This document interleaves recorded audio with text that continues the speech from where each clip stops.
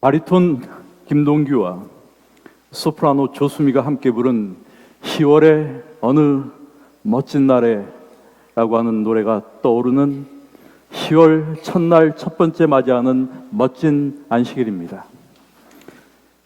오늘도 하나님께 예배드리기 위해 대학교회를 찾으신 모든 믿음의 가족들, 또 손님으로 오신 모든 분들 모두를 진심으로 환영하며 하나님의 임재 안에서 그분이 주시는 은혜와 평강이 넘치시기를 기도드립니다.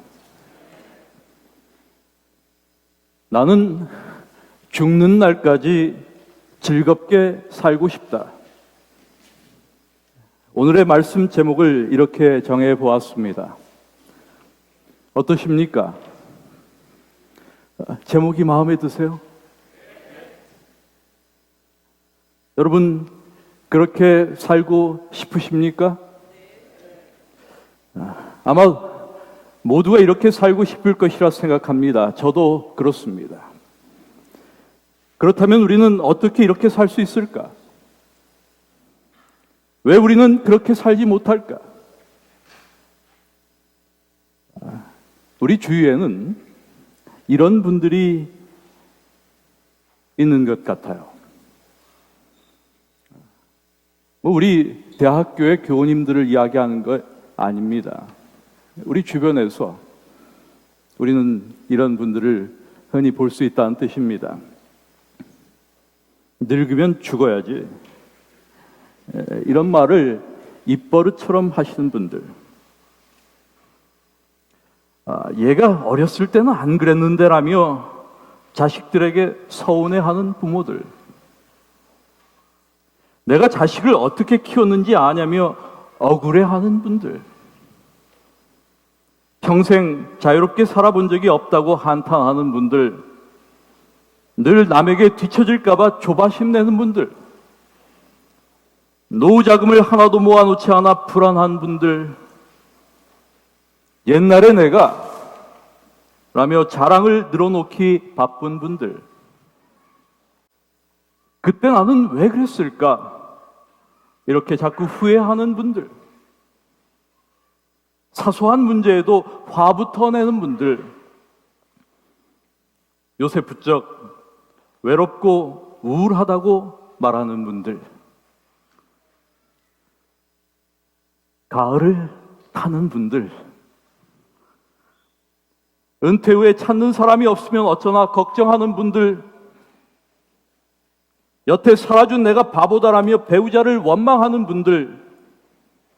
매일 같은 문제로 가족과 다투는 분들. 말 실수를 하고 후회한 적이 많은 분들. 스스로 못났다고 생각하는 잘난 분들. 늘어나는 생일초가 끔찍하게 느껴지는 분들. 인생이 재미없고 따분하다고 말하는 분들. 나이 들어 감투 욕심 못 버리는 분들.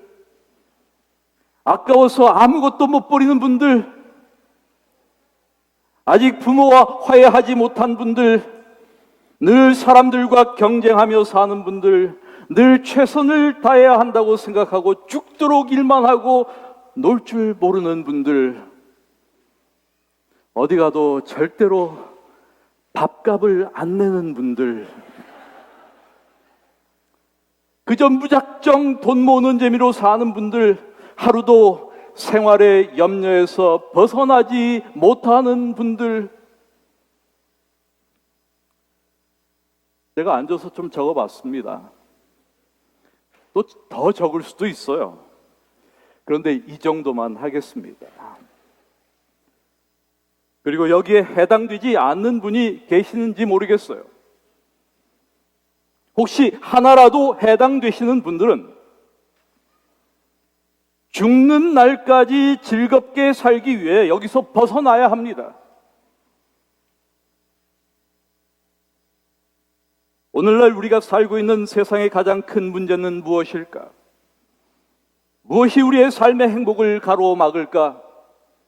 우리의 삶의 기쁨과 즐거움을 뺏어가는 것은 무엇일까? 그것은 오늘날의 시대 정신과 그것이 우리에게 요구하는 삶의 방식과 무관하지 않다고 생각합니다. 이 세상의 생존 논리와 방식은 이런 것입니다. 이 세상에서 자신만을 위하여 살고 다른 사람을 짓밟고 희생시켜서라도 출세해야 한다. 자신만을 위하여 살아야 한다. 무슨 수를 써서라도 출세해야 한다. 자신만을 위하는 것, 이것은 자기 과시와 허영과 이기적인 자기 사랑과 자기 주장 등을 통하여 나타납니다. 그리고 이것이 이 시대의 처세술이며 성공의 방법입니다. 그래서 이런 세상 논리를 따르면 이런 것이죠. 학교에서 공부 잘하면 선이고 아름다운 것입니다. 공부 못하면 그 자체가 죄악이에요. 가정에서 돈을 잘 벌어오면 좋은 남편이고 아빠지만 돈 못 벌면 그 자체가 못난 가장입니다. 선의 기준이 잘못된 세상입니다. 선이 무엇인지 모릅니다. 그러나 여러분, 우리는 자신만을 위하는 이것이 사탄적인 것이라는 사실을 기억해야 합니다. 그래서 사탄교의 창시자, 여러분 사탄교라고 하는 교회가 있어요. Satanic Church. 이 사탄교의 창시자 안톤 라베이의 사탄경전 1장 1절. 내 삶의 주인은 너 자신이다. 내 자신을 위하여 살라. 이것이 사탄경전 1장 1절의 말이에요. 마귀는 이렇게 물질을 위하여, 명예를 위하여, 권력을 위하여 살라. 수단과 방법을 가리지 말고 성공하라. 내가 승리하기 위해서 거짓을 부끄러워 말고 불의와 더러움을 거절하지 말라. 너 자신만을 사랑하라라고 속삭이며 사람들에게 자신의 철학을 가르칩니다. 그리고 다수의 사람들이 하는 오해는 이처럼 자신을 위해 열심히 살면 행복해질 수 있다고 생각하는 것입니다. 그러나 여러분, 실제는 그렇지 않습니다. 이는 마귀의 거짓말입니다. 마귀는 아담과 하와를 속였듯이 지금도 사람들을 자신의 철학과 가르침으로 속이고 있습니다. 그런데 놀랍게도 그것이 진짜같이 들리는 겁니다. 여러분, 이런 삶의 방식과 논리 뒤에는 또 다른 이 시대의 정신이 있습니다. 그것은 인간의 삶에 대한 세속적 이해에서 출발하는 것이라고 생각합니다. 그리고 이 정신의 기초에 모든 삶의 논리가 제공되고 있으며 현대의 문화가 만들어져 있습니다. 우리는 알게 모르게 이러한 시대 정신에 노출되어 있습니다. 그리고 그것들을 삶의 가치로 수용하고 그런 방식대로 살아가고 있는 것입니다. 그것은 소위 카르페 디엠이라고 말할 수 있는 한 단어로 함축되는 이 시대의 정신입니다. 카르페 디엠. Seize the day. 현재를 붙잡아라. 혹은 지금을 즐겨라. 이렇게 번역할 수가 있습니다. 이 말을 좀 다르게 해석하면 내일을 위하여 현재를 희생하지 말라는 뜻이 되기도 합니다. 그렇다면 여러분, 왜 현재를 붙잡아야 할까요? 카르페 디엠의 이유는 무엇일까요? 그것은 내일을 기약할 수 없기 때문입니다. 현재 외에는 모든 것이 불확실합니다. 그것은 사람들이 죽기 때문입니다. 그래서 내가 지금 살아있는 것, 이 순간을 어떻게 느껴야 하는가? 오늘을 즐겨야 된다는 것입니다. 성경을 우리가 보게 되면 대단히 흥미로운 말씀이 하나 나와요. 고린도전서 15장 32절의 말씀입니다. 내일이면 죽을 터이니 마음껏 먹고 마시자. Let us eat and drink. 먹고 마시자. For tomorrow, 내일, we die. 우리가 죽는다.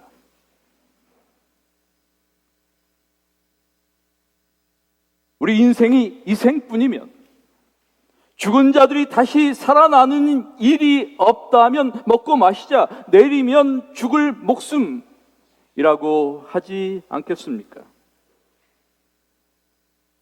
이것이 죽을 수밖에 없는 인생들의 절망이며 공허입니다.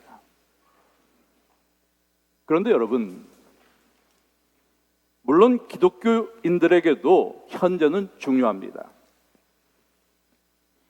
우리 역시 현재를 즐겨야 합니다. 그러나 그리스도인이 누리는 카르페 디엠은 허무주의적 산물이 아닙니다. 그래서 예수님은 이렇게 말씀하셨습니다. 그러므로 내일을 위하여 염려하지 말라. 주님은 이 말씀을 통해 현재 내가 살아있는 것이야말로 가장 아름다운 것이며, 그리고 그 현재를 하루하루 염려하지 말고 하나님을 의지하고 살라고 하시는 것입니다. 그리고 주어진 그 삶에 최선을 다하는 것, 이것이 하나님께서 우리에게 말씀하시는 카르페 디엠입니다. 그래서 예수님께서 우리에게 말씀하고 있는 카르페 디엠은 지금 행복하여라, 지금 행복을 놓치지 말라는 뜻입니다. 그리고 주님은 진정한 카르페 디엠의 방법을 소개하시면서 그 첫 번째 방법으로 공중의 새를 보라, 들의 백합화가 어떻게 자라는가 생각하여 보라, 이렇게 말씀하십니다. 여러분, 이것은 우리의 시각을 달리하여 바라보라고 하는 것입니다. 이것이 첫 번째 방법이에요. 여러분, 오늘 우리가 세상의 시대 정신과 전통적 사고에서 벗어나기 위해 필요한 것이 있다면 그것은 시각을 달리하는 훈련입니다. 주님은 우리에게 시각이 바뀌면 세상이 달라진다라고 말씀하시는 것입니다. 왜 주님은 공중의 새를, 백합화를 보라고 말씀하실까? 이것은 만물을 그냥 보라는 이야기가 아닙니다. 다른 관점에서 보라고 하는 말입니다. 공중의 새, 그 새들은 아무도 관심을 두지 않는 새가 아니다. 들의 백합화, 그것들은 들에서 막 자라는 들꽃이 아니다. 그것들은 하나님의 관심 안에 있다는 겁니다. 그만큼 귀한 존재들이라는 말입니다. 그렇다면 여러분, 나는 어떤 존재입니까? 시각을 달리하면 나는 어떻게 보일까? 사실 실용주의 정신으로 가득한 세상은 우리를 유용성이나 돈과 재물의 소유 정도에 따라 평가합니다. 그래서 사람마다 연봉이 다 다르고 대접을 달리한 것이에요.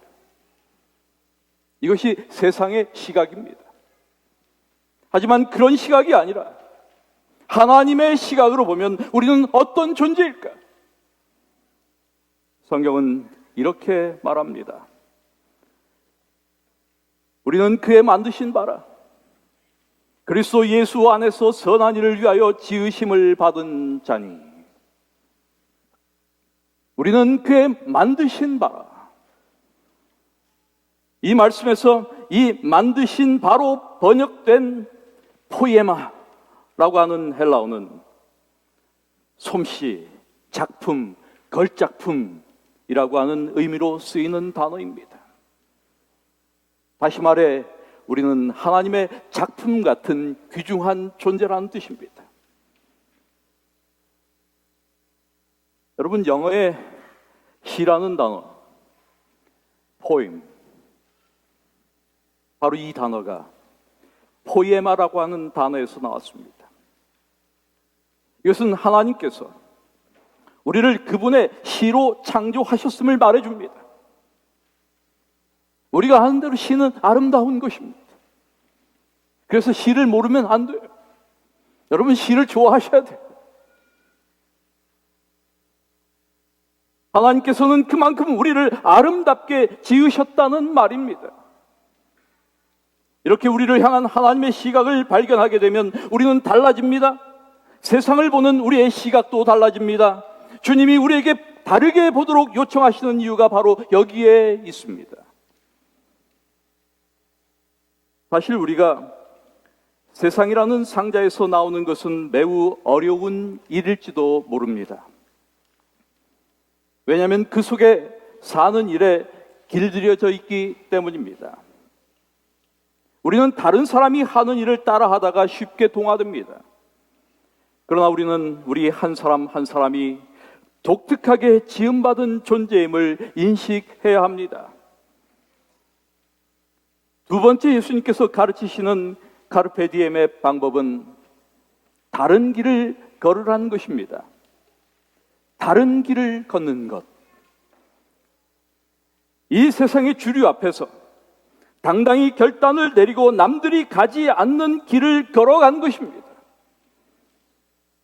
미국의 시인 로버트 프로스트는 가지 않은 길이라고 하는 그의 시에서 이렇게 말합니다. 두 갈래로 나뉜 길에서 사람들은 남들이 많이 간 길을 선택한다.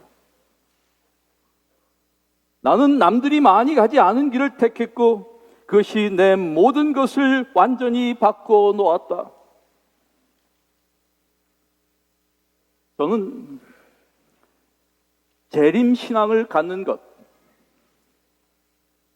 이 역시 이 범주에 해당한다고 생각합니다.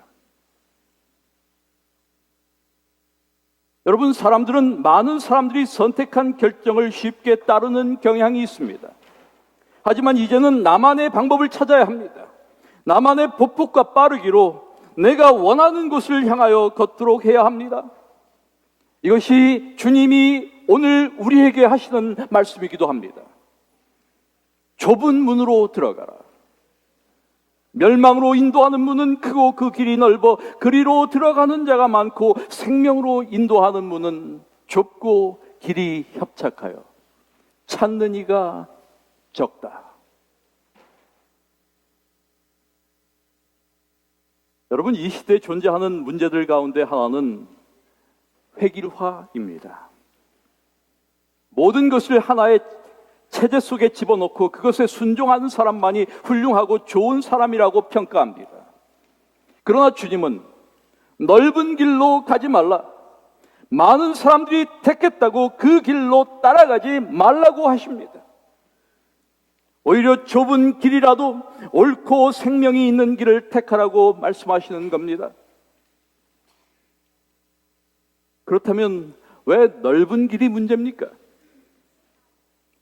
이것은 넓은 길 자체가 잘못되었다는 말씀이 아닙니다. 넓은 길은 사람들을 하나의 가치체계 안으로 집어넣어 획일화시키기 때문에 잘못되었다고 말씀하시는 것입니다. 다양한 것을 하나의 가치체계로 획일화시켰기 때문에 그 길은 넓은 길로 나타납니다. 일부러 작고 좁은 길만 골라가라고 하는 말씀이 아니에요. 사람들이 가고 있다고 무조건 쫓아가지 말라는 말씀을 하고 계시는 것입니다. 그 길이 하나님께서 내게 허락하신 길인지 묻고 확신하며 걸으라고 하는 말씀입니다. 세상의 생존 논리대로 따라 살지 말라는 말씀입니다. 여러분, 우리는 매 순간 선택의 상황을 만납니다. 우리는 모든 것을 획일화, 단순화, 대중화시키는 사회에 살고 있습니다. 그렇게 살 때에만 편안하고 안식을 누리게 되어 있습니다. 그러나 저는 우리가 그리스도인이라는 사실을 말씀드리고 싶습니다. 모든 시가 독특한 아름다움을 소유한 것처럼 우리는 하나님이 깊이 생각하여 아름답게 만든 시 같은 존재입니다. 그러므로 우리가 사는 방법은 당연히 나의 독특함을 인정하며 살아가는 것입니다. 이것이 조금 힘들 수도 있어요. 하지만 두려워하지 말고 나 자신의 자아를 드러내놓고 살아가는 일이 필요하다는 뜻입니다. 하나님은 우리를 아름답고 독특하고 귀하게 만드셨기 때문입니다. 이제 남은 것은 우리를 건져내는 일입니다. 우리는 자신도 모르게 이 세상의 상자에 갇혀 스스로를 제한해 왔습니다. 우리는 종교적으로도 율법주의적 종교와 전통이라는 상자에 갇혀 스스로를 제한해 왔습니다. 그래서 나는 창백하고 여린 모습으로 우리 안에 갇혀 있었습니다. 하나님을 만나고 싶어하고 하나님이 허락하신 자유를 누리며 살고 싶어하던 나를 스스로 유폐시켜 놓았습니다. 오늘 우리는 우리 자신을 이런 의미에서 건져내야 합니다. 우리가 하나님의 아름다운 시 같은 존재임을 인식하고 예수님의 이름으로 건져냄을 받아야 된다는 말입니다. 우리 신앙의 의미를 새롭게 하고 우리 종교의 통속적이며 정형화된 신앙에서 탈피해야 된다는 뜻입니다. 그렇다면 어떻게 우리는 이 잘못된 세상과 신앙에서 나올 수 있을까? 어떻게 하는 것이 미래를 생각하면서 현재를 즐기는 방법일까? 주님은 이렇게 말씀하십니다. 너희는 먼저 그의 나라와 그의 의를 구하라. 그리하면 이 모든 것을 너희에게 더하시리라. 그렇습니다, 여러분. 우리가 하나님의 나라를 갈망하며 하나님의 의를 구하고 그분을 중심에 모시고 살면 그분은 우리에게 이 모든 것을 더불어 주실 것이라는 것입니다. 하나님의 나라를 구한다는 것, 그것은 하나님의 나라를 어떻게 이룰까를 고민하는 것입니다. 하나님의 구원의 통치 및 복음을 듣고 이에 순종하며 그 복음을 전파하는 것을 의미합니다. 그리고 하나님의 의를 구한다는 것, 그것은 자기의 의를 추구하는 대신 하나님의 의에 지배되는 삶을 사는 것을 의미하는 것입니다. 특별히 너희는 먼저 프로톤, 이 말은 세상 사람들이 인생의 목표로 정하고 추구하고 있는 세속적 욕망과 세상적 노력이 모두 이차적이며 부차적인 것임을 강조하는 말입니다. 하나님의 나라와 그 의를 구하는 일이 인생의 가장 중요하고 긴급히 선결돼야 할 문제라고 한 사실을 이야기하고 있는 것입니다. 결국 우리의 신앙에도 자아 중심과 하나님 중심의 두 종류가 있듯이 우리의 열망에도 자신을 위한 열망과 하나님을 위한 열망이 있습니다.